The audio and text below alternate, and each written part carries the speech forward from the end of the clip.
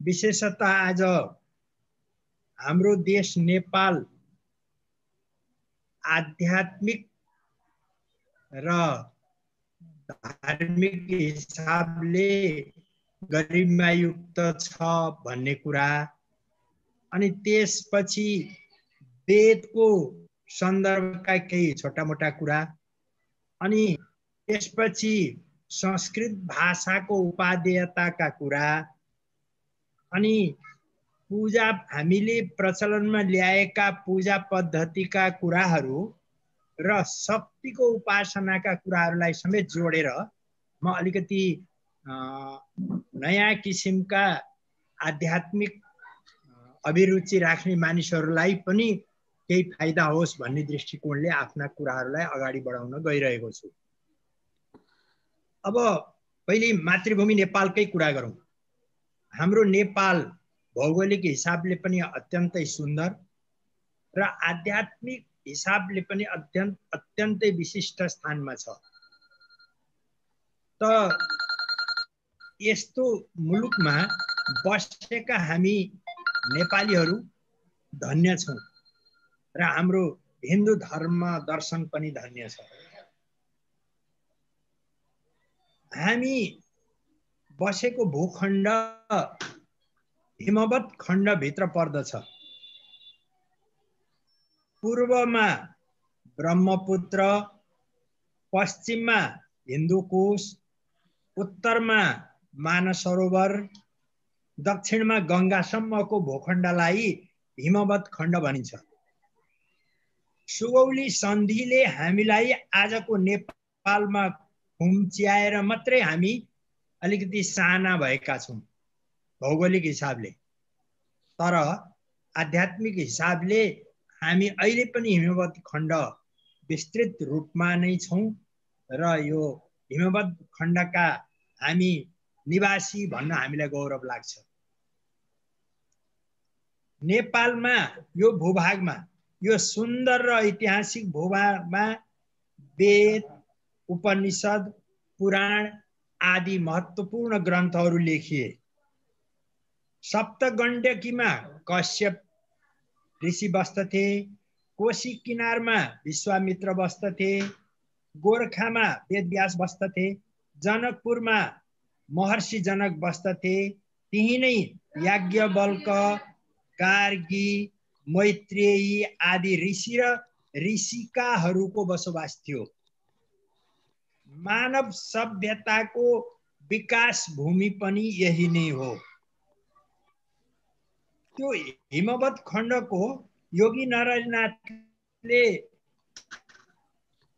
तयार पारेको हिमवत् खण्डको 71औं अध्याय मार्कण्डेय, अश्वत्थामा, बलि, व्यास, हनुमान, कृपाचार्य, परशुराम र विभूषण यी अष्टचिरञ्जीहरूको तपोभूमि पनि नेपाल नै हो भनेर किटान गरिएको छ।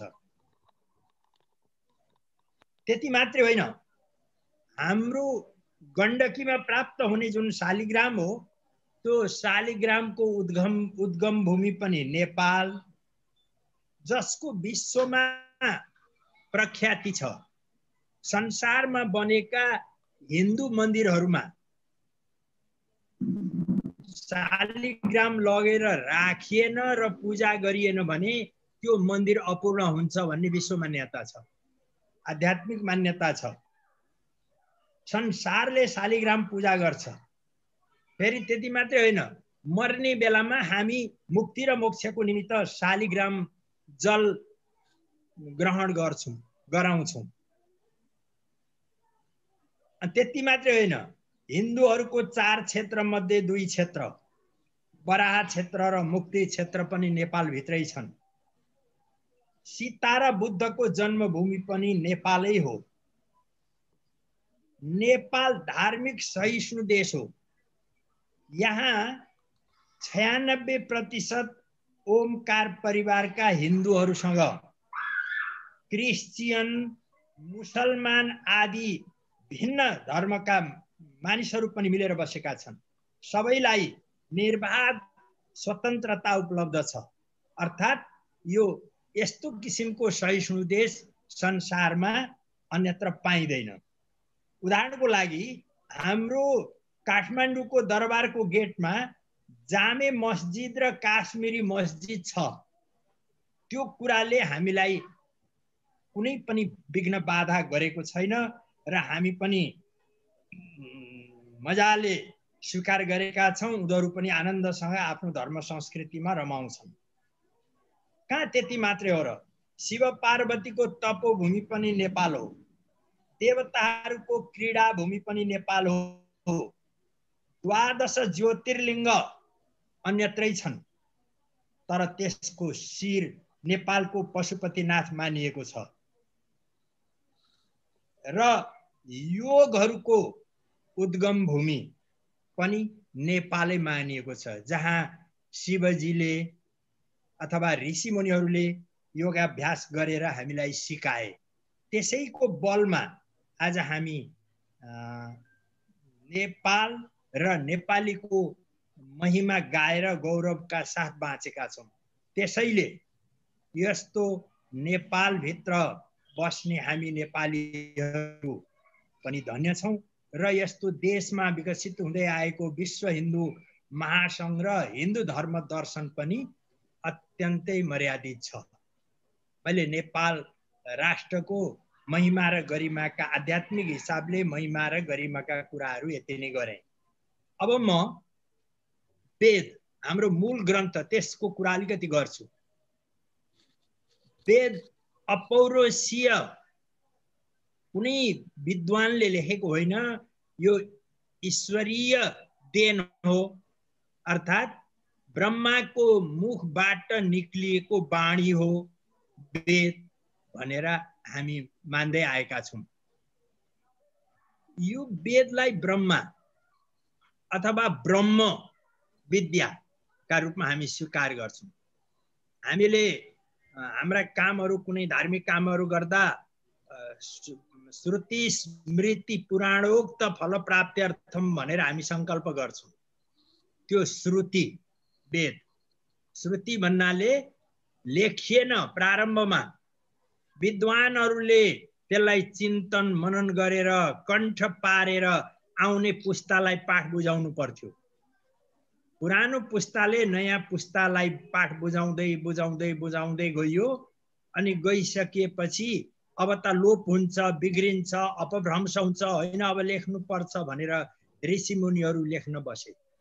बस्दै जाँदा कति लेखियो, कति बिर्सियो, अनि बिर्सिएका भागहरू चाहिँ के गर्ने भनेर चिन्तन गर्दै जाँदा अनि हाम्रा ऋषिकाहरू गार्गी, मैत्रेयी आदिले हामी यसलाई पुरा गर्छौं भनेर उनीहरूले कम्मर कसे, उनीहरूले पुरा गरिदिए।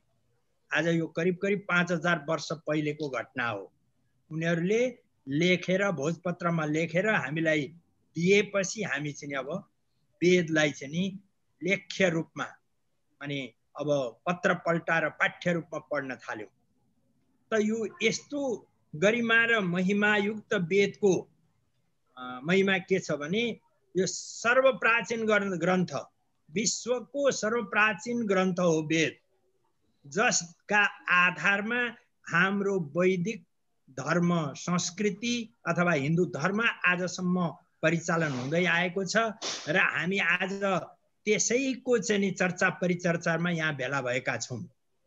त्यस कारणले यो वेद यस प्रकारको गरिमा र महिमायुक्त छ र हामीलाई चाहिएको के, हामीलाई चाहिएको वस्तु के त भन्दा आनन्द। त्यो आनन्द दुई प्रकारको हुन्छ, एउटा भौतिक आनन्द, अर्को आध्यात्मिक आनन्द। भौतिक आनन्द भन्नाले हामी राम्रो लाउने, मिठो खाने, भ्रमण गर्ने, उफ्रिने कराउने अथवा मोज मजाक गर्ने, होटल जाने आदि इत्यादिलाई हामी भौतिक सुख भन्छौं। र आध्यात्मिक सुख भनेको यिनै धर्मशास्त्रहरूले प्रदान गरेको सुख चाहिँ आनन्द सुख हो। तर त्यसो भए कुन उत्तम त भन्दा, भौतिक आनन्द क्षणिक हुन्छ, खाउन्जेली मिठो रमायो, एकछिनपछि त्यो सक्यो, त्यो आनन्दै सक्यो। घुम्न गयो पर्यटकीय हिसाबले त्यहाँ घुम्यो आयो घुमेर घर फर्केपछि फेरि आनन्द सक्यो तर आध्यात्मिक सुख र आनन्द चाहिँ चिरस्थायी हुन्छ त्यो कहिल्यै हट्दैन त्यसैले हामी चाहिँ नि आनन्दको खोजीमा त सबै हुन्छन् धार्मिक पनि अधार्मिक पनि तर आध्यात्मिक आनन्द चाहिँ चिरस्थायी भएको हुनाले त्यो प्राप्त गर्न हामी प्रयत्नरत छौं त्यो कहाँ पाइन्छ त भन्दा यस्तै वेद उपनिषद पुराण र चाहिँ सत्कर्महरूभित्र पाइन्छ अब यही वेदमा 1,00,000 ऋचावा मन्त्रहरू छन् 80,000 कर्मकाण्ड जसले पाप नाश आदि विद्या सिकाउँछ 16,000 उपासना काण्ड जसले मनलाई निर्मल बनाउँछ 4,000 ज्ञान काण्ड जसले आत्मज्ञान दिलाउँछ त विद्वानहरूले भने अक्षरम परमम ब्रह्म ज्योति रूपम सनातनम अब यहाँ भन्दा वेदको महिमा कति गाउनु अक्षर अक्षर पर ब्रह्म ज्योति रूप सनातन धर्म संस्कृति जे हो त्यो वेद हो अक्षरम परमम ब्रह्म ज्योति रूपम सनातनम त्यसो भए त विश्व साहित्यको सबैभन्दा प्राचीन ग्रन्थ के हो त भन्ने प्रश्न पनि उठ्न सक्छ त्यसमा मेरो अध्ययनमा विश्व साहित्यको सबैभन्दा प्राचीन ग्रन्थ ऋग्वेद हो अनि सभ्यता चाहिँ कुन हो पुरानो आजभन्दा 5,000 वर्ष पहिले भारत वर्षमा सिन्धु सभ्यता देखा पर्यो त्यसको लगत्तै वैदिक सभ्यता जन्मिएको इतिहासले बताएको छ त्यसकारणले सिन्धु सभ्यता र त्यसको साथसाथै आएको वैदिक सभ्यता सबभन्दा पुरानो सभ्यता हो अनि त्यसले हामीलाई के सिकायो भनेदेखि अहम ब्रह्मास्मि म भनेको ब्रह्मा हो ब्रह्म ज्ञान युक्त ब्रह्म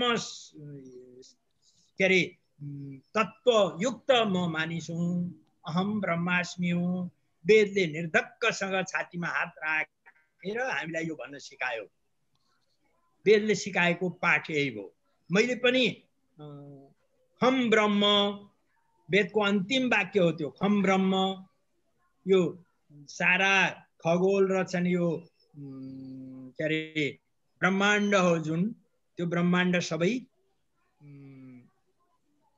खम ब्रह्म म पनि छु र त्यो सबै चिज छन् हामी एकै ठाउँमा छौँ वेदले सिकायो त्यसै कारणले यस्तो वेदको ज्ञान आर्जन गर्ने भूमि यस्तो वेदले दिएको ब्रह्म तत्व यस्तो वेदले सिकाएका चाहिँ जुन यो आदर्श ज्ञान र गुलुकका हामी नेपालीहरू र हामी हिन्दू धर्मावलम्बीहरू धन्य छौं भन्ने मेरो अनुभव र अनुभूति छ अब म यस्तो वेदलाई अंगीकार गर्दै आएको संस्कृत भाषाको बारेमा अलिकति चर्चा गर्छु यदि यो संस्कृत भाषाको बारेमा यस प्रसङ्गमा चर्चा गरिएन भने त्यो अन्याय हुन्छ विश्वको जेठो भाषा संस्कृत जसको पनि 4-5 हजार वर्ष पुरानो इतिहास छ यसलाई देवताको भाषा भनेर देव भाषा पनि भनियो अर्थात् देव भाषामा कुराकानी गरियो देवताहरू पनि यही भाषा बोल्थे हिजोका हाम्रा ऋषि मुनिहरू पनि यही भाषा बोल्थे अनि यो भाषामा तल्लो वर्गका मानिसहरूले नबोल्ने हो कि भ्रंश गरेर चाहिँ प्राकृत भाषाहरू आदि स्थानीय भाषाहरूको उत्पत्ति गरे त्यसको मतलब के हो भने भारतीय जति आर्य भाषा छन् र विदेशमा पनि छन् संस्कृत मूलका भाषाहरू ती सब भाषाहरूको उद्गम भूमि चाहिँ संस्कृत हो। भारतमा र नेपालकै मात्रै कुरा गर्ने हो भने मलाई लाग्छ 1000 बढी भाषाहरू छन्। ती भाषाहरूको उद्गम भूमि संस्कृत हो। हामी यति समृद्धशाली संस्कृत भाषाका चाहिँ हामी उपासक हौं। त यसको पनि दुई प्रकारको स्वरूप छ संस्कृतको। एउटा वैदिक स्वरूप अनि अर्को आधुनिक भाषा। वैदिक भाषा र आधुनिक भाषा। त आधुनिक भाषा चाहिँ कहाँबाट आयो त भन्दा पाणिनि, कात्यायनी र पतञ्जलिका व्याकरणले परिष्कृत गरेको लौकिक संस्कृतलाई हामी आधुनिक भाषा भन्छौं। जसमा कालिदासहरूले धर्मग्रन्थहरू लेखे, जसमा कालिदासहरूले काव्य कविताहरू लेखे, त्यो भाषा चाहिँ लौकिक संस्कृत। अनि वेदहरूमा प्रयोग भएको भाषा चाहिँ वैदिक संस्कृत। त यसरी दुई प्रकारका चाहिँ संस्कृतका स्वरूपहरू देखा परे। यो संस्कृत भाषामा अथाह ज्ञान भण्डार छ। जर्मनीहरू वा पश्चिमाहरू हिन्दू दर्शनमा फर्किए। उनीहरूले यहाँ ज्ञान भण्डार अथाह रहेछ। त्यसकारणले हामी पनि अब यो पूर्वीय दर्शनको अर्थात् वैदिक दर्शनको अध्ययन गर्नुपर्छ भनेर उनीहरू पनि आजभोलि हिन्दू बनेर आफ्नो आफ्नो देशमा संस्कृत विश्वविद्यालयहरू स्थापना गरेर भए पनि उनीहरू अहिले अध्ययन चिन्तन मननमा लागेका छन्। संस्कृतको विश्वव्यापी महत्व छ। यहाँ मात्रै होइन। दिल्लीका शासक शाहजहाँले सन् 1697 मा उपनिषदहरूको फारसीमा अनुवाद गरेर प्रचारमा ल्याए। शाहजहाँ मुसलमानले 1657 मा। 2 वर्षपछि भाइ औरंगजेबले तैँले मुसलमान भएर हिन्दूको प्रचार किन गरिस् भनेर हत्या गरे। भाइ औरंगजेबले शाहजहाँको हत्या गरे। भन्दाखेरि त शाहजहाँले यसको मर्म बुझेछन् र अनुवाद गरे। त्यसमा पनि उपनिषदको। उनी कति विद्वान रहेछन् त। मुसलमान भएर पनि उपनिषदको मर्म बुझ्न सक्ने संस्कृतका विद्वान रहेछन्।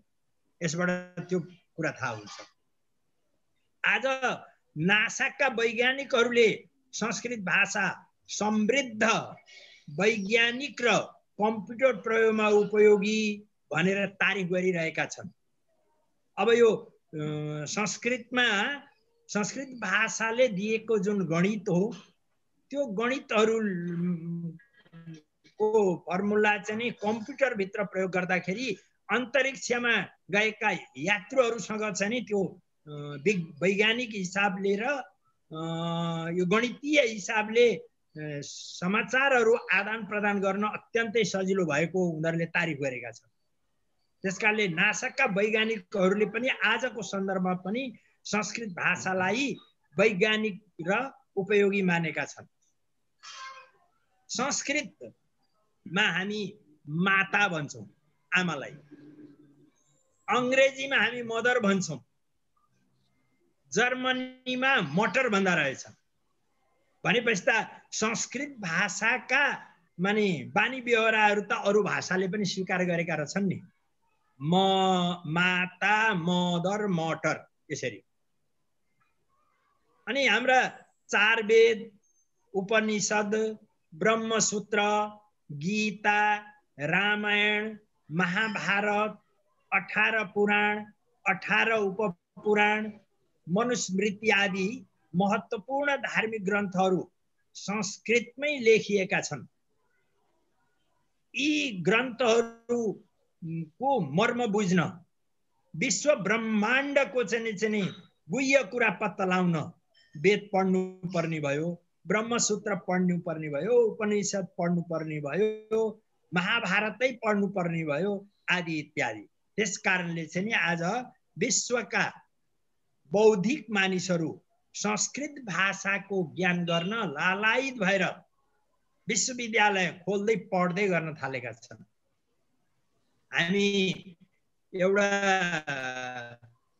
क्रिस्चियनहरूको एउटा टोली हिँडेर के अरे टिको लगाएर हरे राम हरे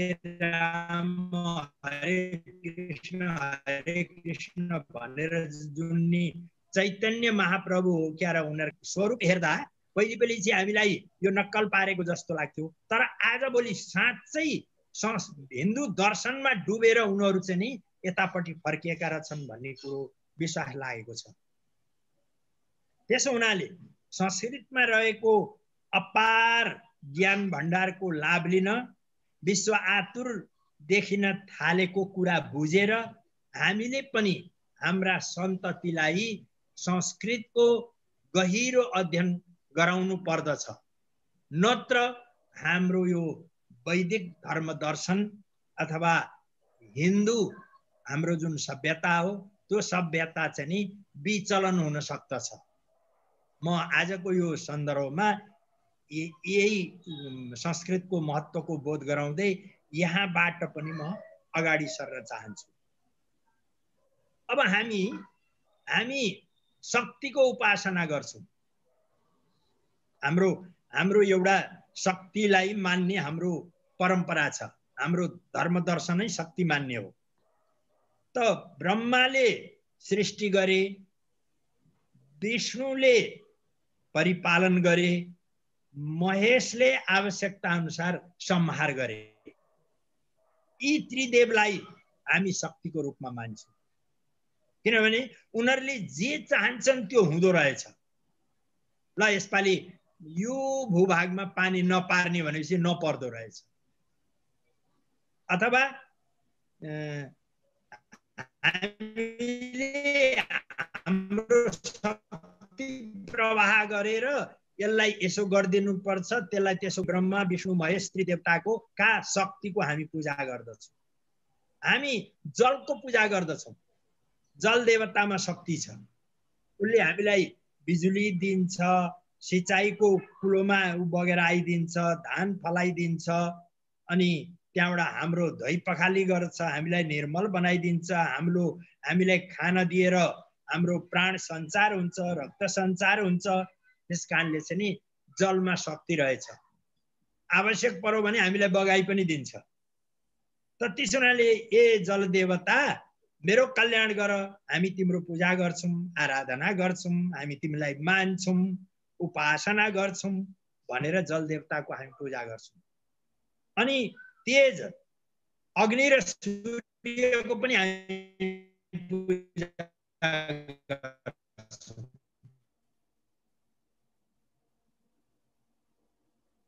त्यो तेज शक्ति त्यो त्यहाँ संरचना गर्छौं। यो हावाको खास गरिकन हाम्रा धामी झाँक्रीहरूले यसको उपासना बढी गर्छन्। पृथ्वीको हामी पूजा गर्छौं। पृथ्वीमा के छैन? पृथ्वीमा उर्वरा शक्ति पनि छ, सहनशीलता पनि छ, जसले पूजा गरे पनि हुन्छ, जसले लात्ताले हिर्काए पनि हुन्छ। र त्यो पृथ्वी जस्तो चाहिँ नि सहनशील र उपकारी तत्त्व त अर्को छँदै छैन। आकाश त्यस्तै। त त्यस हुनाले यी पञ्चतत्त्वहरू जल, तेज, हावा, पृथ्वी, आकाश, यी पञ्चतत्त्वसँग हाम्रो पञ्चभौतिक शरीर चाहिँ नि आश्रित छ। यी पञ्चतत्त्वमा एउटा तत्त्व पनि नहुने हो भने हाम्रो पञ्चभौतिक शरीर बाँच्दैन, रहँदैन। त्यसकारणले यी शक्तिहरूको हामी आफ्ना आफ्ना ठाउँबाट यथेष्ट माने पूजा गर्छौं, मर्यादा दिन्छौं, मान सम्मान आदि गर्छौं। यो हाम्रो शक्तिको उपासना हो। नवरात्रमा देवीको आराधना गर्छौं हामी। किन भन्दा हामी भित्रका शत्रुहरू चाहिँ नि विलीन हुन्, हामी भित्रका शत्रुले हामीलाई दुःख नदेओस् भनेर नवरात्रमा देवीका शक्तिको आराधना गर्छौं। त त्यहाँ चण्डीको कथन अनुसार महिषासुर आदि नाम गरेका राक्षसहरूले धर्म संस्कृतिमा आघात पुर्याउन थाले। हिन्दू माने नागरिकहरूमाथि उनीहरूले चाहिँ अन्याय अत्याचार गर्न थाले। अनि सबै भक्तहरू मिलेर देवीको शक्तिको उपासना गरे। देवी प्रसन्न भएर आउनुभयो, प्रसन्न भएर उपस्थिति जनाउनुभयो। अनि देवीले यी राक्षसहरूको संहार गर्नुभयो। संहार गरिसकेपछि यहाँ शान्ति भयो, यहाँ कल्याण भयो, अनि धर्म संस्कृतिको रक्षा भयो। अनि देवी जानुभयो बिदा लिएर। फेरि पनि यस्तो पर्यो भनेदेखि मलाई सम्झेनु, म आउँछु भन्नुभयो। त्यो शक्तिको हामीले किन उपासना नगर्ने? हामी गर्छौँ, असाध्य देवीको शक्तिको आराधना गर्छौँ। रुक्मिणी पनि देवी हुन्। उनलाई आपद पर्यो विवाहको बेलामा। कृष्ण प्रति रुक्मिणीको आराधना, तर अर्कैले बिहा गर्ने भयो।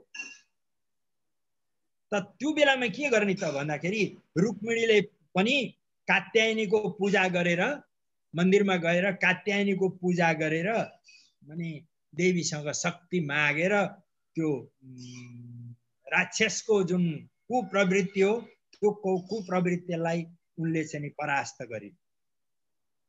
त्यसै गरी चण्डीमा देवताहरू मिलेर देवीको आराधना गरे। देवी आएर महिषासुर आदिलाई मारिन्।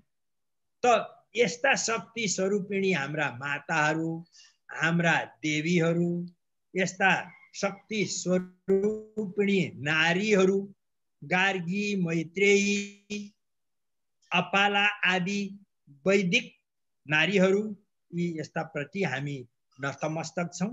उनीहरूको शक्तिको उपासना गर्दछौँ। त्यो शक्ति सञ्चार भएर हामीमा आउँछ र हामी पनि चाहिँ केही न केही शक्तिशाली बन्छौँ भन्ने पाठ पनि यो शक्तिका उपासनाका घटनाक्रमहरूले हामीलाई बताएको छ। अब यसपछि म अलिकति यो पूजाका प्रकारहरूको पनि कुरा गर्छु। कसैले भन्छन् यो पूजा पद्धति भएन, कसैले भन्छन् यो देवताको पूजा गर्नु हुँदैन, कसैले भन्छन् यो भएन त्यो भएन आदि इत्यादि। हो चाहिँ के त, गर्नु चाहिँ के पर्छ त भन्दाखेरि मेरो बुझाइमा शङ्का रहित भएर पूजा गर।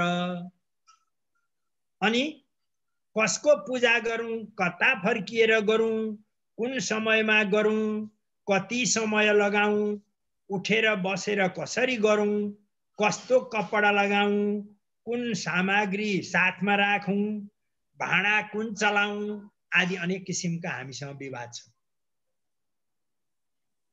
त्यसो हुनाले यो विवादमा फस्ने कुनै काम छैन। शङ्का उपशङ्का गर्नु हुँदैन। जे पात्रमा जुन वस्तु उपलब्ध छ त्यसले पूजा गर्ने। अनि कसको पूजा गर्ने? हामी हिन्दू धर्मावलम्बीहरू, वैदिक सनातनीहरू, हाम्रा पिता पुर्खा बाजे बराजुका पालादेखि पाञ्चायन देवताको पूजा गर्दै आए। त्यो पाञ्चायन देवताभित्र शिव, गणेश, देवी, विष्णु र सूर्य परे। आफ्नो इष्ट देवता कुन हो त्यसलाई बीचमा राख, अनि वरिपरि यथास्थानमा राखेर पूजा गर। अनि केले पूजा गर्ने? जे उपलब्ध हुन्छ त्यसले गर। सके षोडशोपचारले गर, नसके पञ्चोपचारले गर। त पञ्चोपचार भन्नाले के बुझ्ने भन्दा चन्दन, अक्षता, फूल अनि धूपबत्ती, नैवेद्य, यो 5 चिजले पूजा गर्यो हुन्छ। तर कसरी गर? शङ्का रहित भएर श्रद्धा र भक्ति व्यक्त गरेर पूजा गर। अनि इष्टदेव को हुन् त? कसरी कसलाई मान्नु? कसैले रामलाई इष्टदेव मान्छन्, कसैले हनुमानलाई, कसैले बुद्धलाई, कसैले कृष्णलाई उपासना गर्छन्। कसको बाटो वा पूजा पद्धति ठिक भनिरहनु पर्दैन। सके षोडशोपचारले गर, नसके पञ्चोपचारले गर। जे उपलब्ध हुन्छ त्यसले गर, जे फूल प्राप्त हुन्छ त्यसले गर, जे पूजा सामग्री प्राप्त हुन्छ त्यसले गर। त त्यसो भए हाम्रो आचरण चाहिँ के हो त? ल ठिक छ, पूजा गर्दा त्यस्तो कुरा पनि गर्ने, त्यो पनि गरौँला। हाम्रो आचरण चाहिँ कस्तो हुनुपर्छ?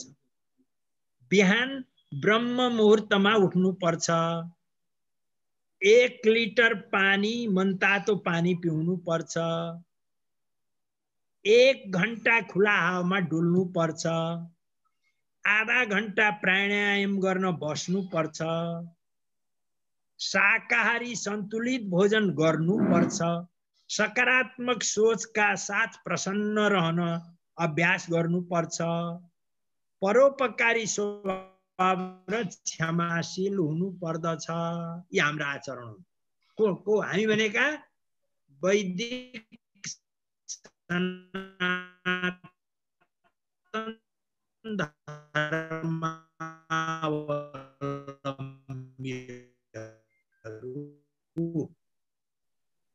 यति आचरणको हामी प्राप्त गर्दछौँ, जीवनभर सुख समृद्धिका साथ रहन सक्दछौँ।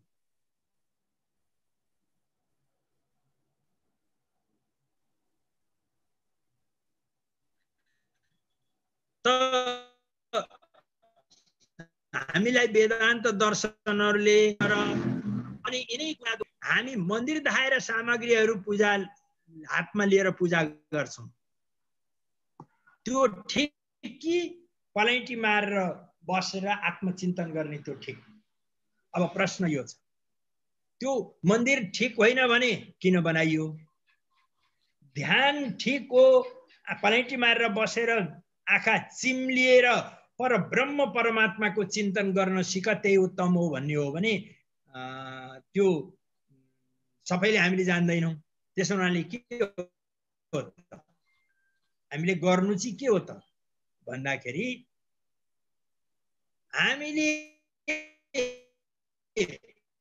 अभ्यास नहुन्जेली शिव मन्दिरमा गएर देखेर अध्ययन गरेर शिवको आकृति यस्तो हुँदो रहेछ, देवीको आकृति यस्तो हुँदो रहेछ भनेर राम्रो मनन गर्ने।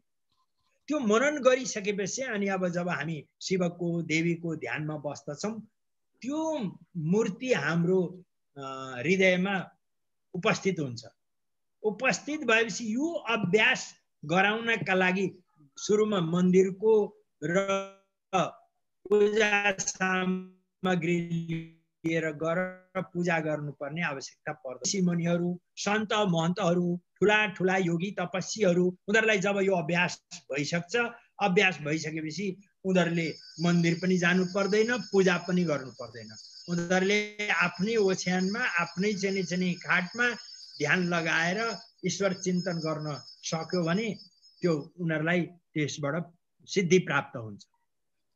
त त्यसो हुनाले यो हामीले हाम्रा पुर्खाहरूले जुन पाँचैन देवता, 5वटा देवता राखेर पूजा गर्दै आए, त्यो किन रहेछ त भन्दाखेरि उनीहरूलाई गम्भीर रूपमा चिन्तन मनन गर्ने फुर्सद पनि थिएन, ज्ञान पनि थिएन।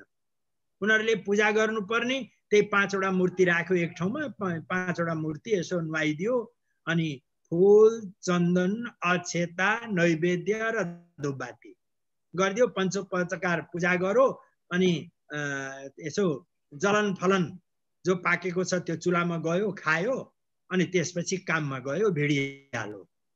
उनीहरूलाई फुर्सद पनि भएन र उनीहरूलाई त्यति गम्भीर ज्ञान पनि भएन। त्यसैले उनीहरू चाहिँ नि योगी सन्त महन्त जस्तो चाहिँ नि गहिराइमा पुग्न सकेनन्। त्यस्तो अवस्थामा हामीलाई मन्दिर चाहिँदो रहेछ। जब ब्रह्म ज्ञान प्राप्त भइसक्छ, ब्रह्म ज्ञान प्राप्त भइसकेपछि ती देवी देवताहरू सबै हामी अन्तर्हृदयमा चाहिँ प्राप्त गर्न थाल्दछौँ, तब हामीलाई ध्यान चिन्तन मनन भए पुग्दो रहेछ भन्ने मेरो ठम्याइ छ। त त्यसो हुनाले यस्ता कुराहरू, यो पूजा सामग्रीका र पूजाका प्रकारका कुराहरू हामीलाई चाहिँ नि यिनै धर्मशास्त्रहरूले सिकाएका छन्। त्यसो भए हाम्रा जीवन का मार्ग चाहिँ कति छन् त भन्दा दुईटा छन्। एक प्रवृत्ति र मार्ग र अर्को निवृत्ति मार्ग। हामी जुन सुख भोग रमझम आदि जो गर्छौं, जो आनन्द प्राप्त गर्छौं, त्यो प्रवृत्ति मार्ग। अघि मैले भन्दाखेरि यो क्षणिक हुन्छ भने, र अर्को निवृत्ति मार्ग शरणागति। जब भगवत भक्त भएर पनि शरणागतिको अवस्थामा पुगिन्छ तब हामी निवृत्त मार्गमा यात्रा गर्छौं। त्यो निवृत्त मार्गले हाम्रो यो लोकमा नि सुख शान्ति र आनन्द दिलाउँछ, परलोकमा पनि मोक्षको गति प्राप्त गराउँछ। त्यसैले यी दुईटा मार्ग रहेछन् हाम्रा, यो हिन्दू वैदिक धर्म दर्शनका, प्रवृत्ति मार्ग र निवृत्ति मार्ग। त्यसो भए हाम्रा पुर्खाहरूले के गरे त, कुन कुन युगमा के गरे यी मार्गमा हिँड्नलाई भन्दा, सत्य युगमा त्यो बेलाका मानिसहरूले ध्यान र गम्भीर अध्ययन गरे। सत्य युगमा वेदका चाहिँ गुह्यहरू पत्ता लगाए, वेद पढे, वेद चिन्तन गरे, वेद मनन गरे। त्यतिखेर वेद लेखिँदैन थियो, दिमागमा अरूले पढेको सुनेर आफ्नो दिमागमा भरेर 40 अध्याय चाहिँ वेदलाई चाहिँ शुक्ल यजुर्वेदीहरूले चिन्तन मनन गरेर राखे। अनि त्रेता युगमा के भयो, यज्ञ गरे, ठुला ठुला अश्वमेध आदि गरेका यज्ञहरू गरे। त्यो पनि त्यो युगको त्यो आध्यात्म मार्ग, यो निवृत्ति मार्ग, प्रवृत्ति मार्गतिर जाने, निवृत्ति मार्गतिर जाने यी कामहरू गरे। सत्ययुगका हाम्रा पूर्वजहरूले ध्यान र वैदिक दर्शनको गम्भीर अध्ययन गरे। त्रेता युगका हाम्रा पूर्वजहरूले ठुला ठुला यज्ञहरू गरे। द्वापर युगमा पूजा र आराधना गरे। चाहिँ तिमीहरू त्यस किसिमको सामग्री जुटाउन पनि सक्दैनौ, त्यस किसिमको यज्ञ र आराधना उपासना पनि गर्न सक्दैनौ।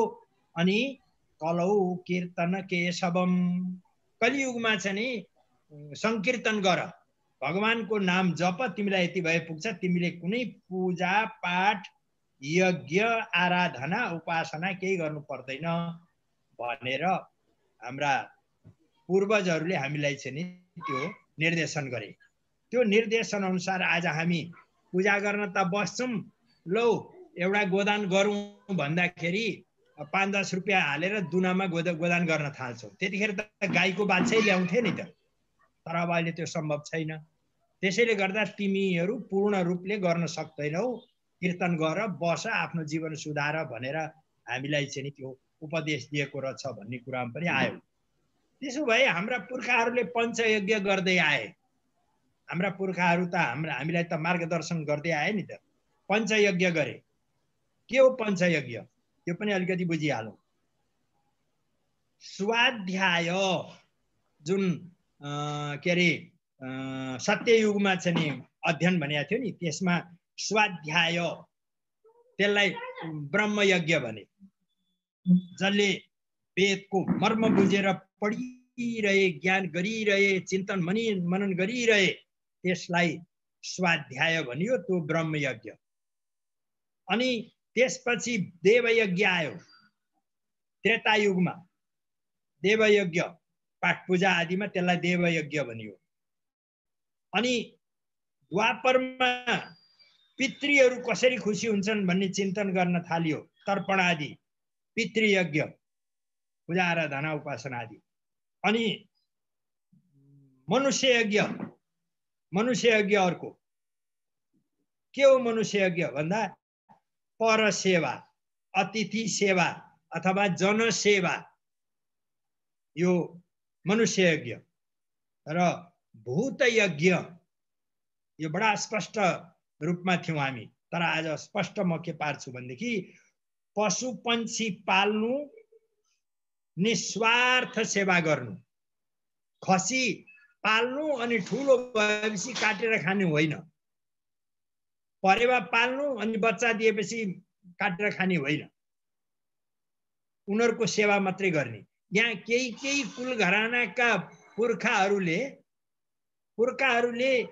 2-4 बोरा नुन, 2-4 बोरा गहुँ, अन्न माने पानी जंगलको बीचमा लगेर राखिदिने परम्परा अस्तिसम्म रहेछ।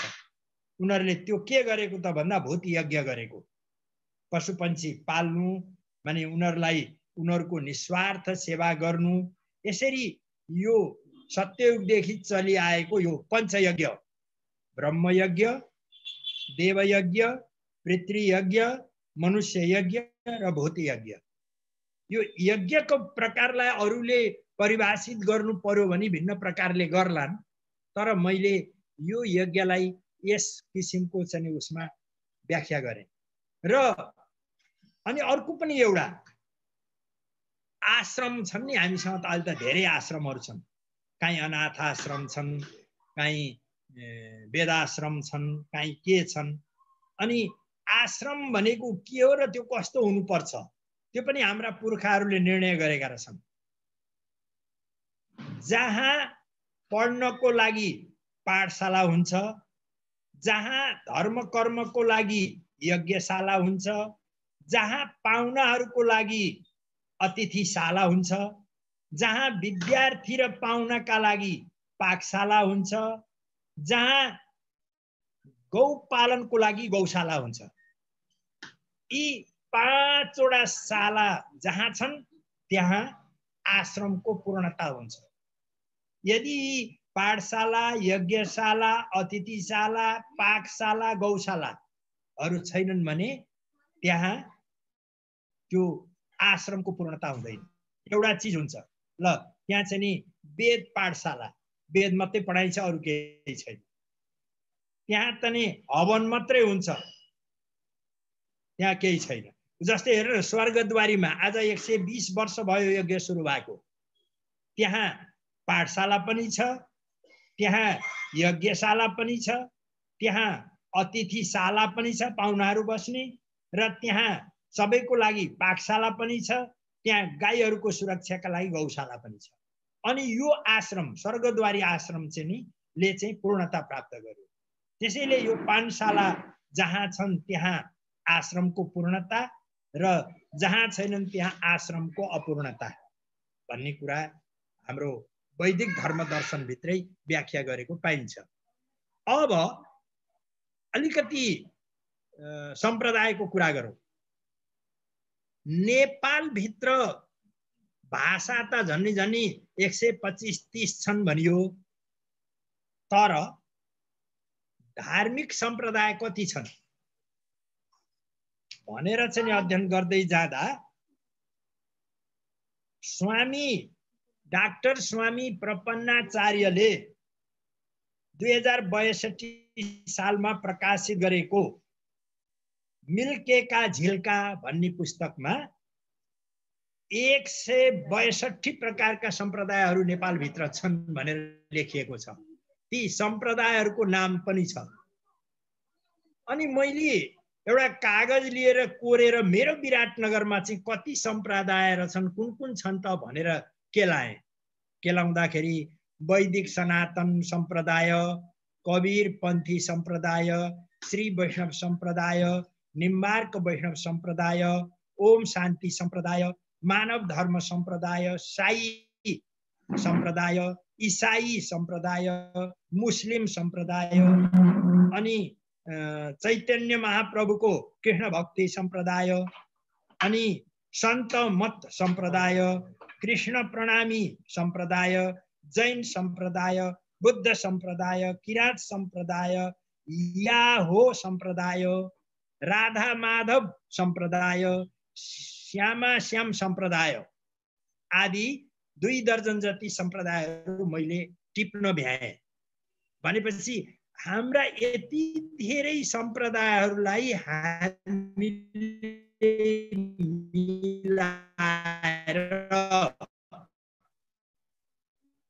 एउटै सभामा बसेको भक्ति र उपासना गर्ने विशिष्ट शैली पनि हाम्रो नेपालमा पाइयो। त्यसै हुनाले हामी नेपालीहरू कति धनी छौँ। सम्प्रदायको आराधना माने सहिष्णुता, सद्भाव र भाइचाराका नाताले हाम्रो छठ पूजा भर्खरै सम्पन्न भयो। मुसलमानहरूले पनि नाङ्लोमा पूजा अनि सूर्यलाई अर्घ दिने, सूर्यको उपासना गर्ने, प्रार्थना गर्ने कामहरू उनीहरूले गरे। हामीले छुवाछुतको भेदभावको कुनै पनि अर्थ राखेनौँ। त त्यस कारणले हाम्रो यस किसिमको सद्भाव नेपालीहरूको अथवा हिन्दू धर्मावलम्बीहरूको एउटा विशिष्टता नै मान्नु पर्दछ। अब म करिब करिब अन्तिमतिर आउँदैछु। एउटा आरती हामी गर्छौँ, पूजाआजा आरती गर्छौँ हामी, तर त्यो रीतपूर्वक गर्दा रहेनछौँ। त्यसको पनि एउटा नियम रहेछ। एउटा श्लोक छ 4 लाइनको, आदौ चतुष्पाद तले च कृत्वा द्विनाभिदेशे मुखमण्डलैकं सर्वाङ्ग देशे पिच सप्तवारं तथार्तिक भक्तजनस्तुदेयम्। आदौ माने आरती माने बत्ती बालिसकेपछि सर्वप्रथम 4 पल्ट चतुष्पाद तले च कृत्वा, सबभन्दा तल खुट्टामा 4 पल्ट घुमाउनु अरे। त्यसपछि नाभि प्रदेशमा लगेर, देउताको नाभि प्रदेशमा लगेर 2 पल्ट घुमाउनु अरे। त्यसपछि मुखमण्डलमा लगेर 1 पल्ट घुमाउनु अरे। अनि वरिपरि चाहिँ 7 बार घुमाउनु अरे। अनि त्यसपछि त्यो आरती पूर्ण हुन्छ अरे। तथार्तिक भक्तजनस्तुदेयम्। हामीले यो जानेका थिएनौँ। एकजना गुरुले मलाई भर्खरै यो सिकाउनु भयो। आदौ चतुष्पाद तले च कृत्वा द्विनाभिदेशे मुखमण्डलैकं सर्वाङ्ग देशे पिच सप्तवारं तथार्तिक भक्तजनस्तुदेयम्। यसरी हामीहरू अत्यन्त यो सनातन वैदिक धर्म दर्शनको चाहिँ अनुयायी बनेर अत्यन्तै गौरवान्वित बन्न पुगेका छौँ। हाम्रो देश धन्य बनेको छ। हामी नेपालीहरू धन्य बनेका छौँ। तसर्थ यस्तो अमोल सम्पत्ति, धर्म संस्कृतिको सम्पत्तिको सुरक्षा हामीले पनि गर्नुपर्छ, देशवासीले पनि गर्नुपर्छ, राष्ट्रले पनि गर्नुपर्छ। र नेपाल मन्दिरै मन्दिरको देश हो भनेर चाहिँ विश्वमा कहलाइएकै छ। त्यसैले यस्तो सौभाग्य प्राप्त गर्ने हामीहरूको चिन्तन मननलाई आज विश्व हिन्दू महासङ्घ धरान शाखाका खास गरिकन हाम्रो प्राध्यापक डाक्टर आनन्द आचार्यज्यूले जुन संयोजन गर्नुभयो र अरू मित्रहरूले जुन सहयोग र सद्भाव व्यक्त गर्नुभयो, अवसर प्रदान गर्नुभयो र मलाई यस क्षेत्रको एक किसिमको म अकिञ्चन हुँ, अकिञ्चनलाई पनि यति समय दिएर यति विचारहरू राख्ने जुन अवसर प्रदान गर्नुभयो, त्यसको लागि यहाँहरू सबैप्रति आभार प्रकट गर्दै म मेरा चिन्तन मनन र कथनबाट विश्राम लिन्छु। जय नेपाल।